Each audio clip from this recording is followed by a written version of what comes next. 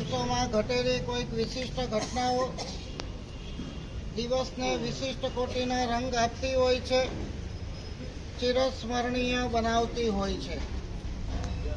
આજનો દિવસ એટલે શત્રુંજયની ગંગામાં સ્નાન કરવાનો દિવસ.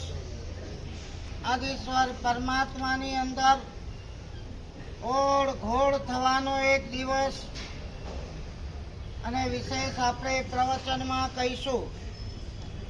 બધા જ આપણે જાણીએ છીએ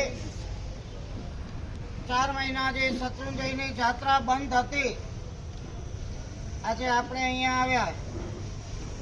પાલીતાણાની ધરતી ઉપરના નજારાની ખાલી એક કલ્પના આપણે કરીએ ને, સવારે 5 વાગ્યાથી ઘોડાપુર ઉમટ્યા હશે. શત્રુંજયની સ્પર્શના અને આદિશ્વર પરમાત્મામાં ઓળઘોળ થવાની એક તાલાવેલી, એને લઈને ભક્તોના હૃદયની અંદર ભક્તિનું એક ઘોડાપુર ઉમટતું હોય છે. બે જ મિનિટ વાંધો નહીં. આપણે ભલે કદાચ શત્રુંજય પહોંચી નથી શક્યા, પણ ભાવથી જ્યાં હોઈએ ત્યાં શત્રુંજય ઊભું કરી શકીએ છીએ. ભાવથી આદિશ્વર પરમાત્માને અહીંયા હાજર કરી શકીએ છીએ. માત્ર હિન્દુસ્તાનમાં નહીં પણ વિશ્વના ખૂણે ખૂણે આજે આ શત્રુંજયને અંતરના અક્ષતોથી વધાવવાનો એક અપૂર્વ અવસર આપણે આંગણે આવીને ઊભો છે. ભાવમાં કંજૂસાઈ નથી કરવાની. પાલીતાણાની અંદર જ આપણે સાક્ષાત વિરાજમાન છીએ, પગથિયા ચડીએ છીએ.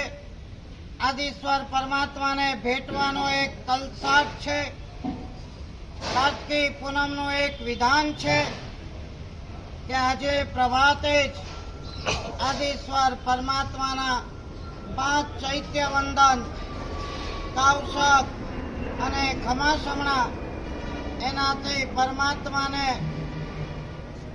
ભક્તિની અંજલિ અર્પણ કરી આપણા આત્માને પવિત્ર કરવાનું એક મિશન આપણે જારી રાખવાનું છે.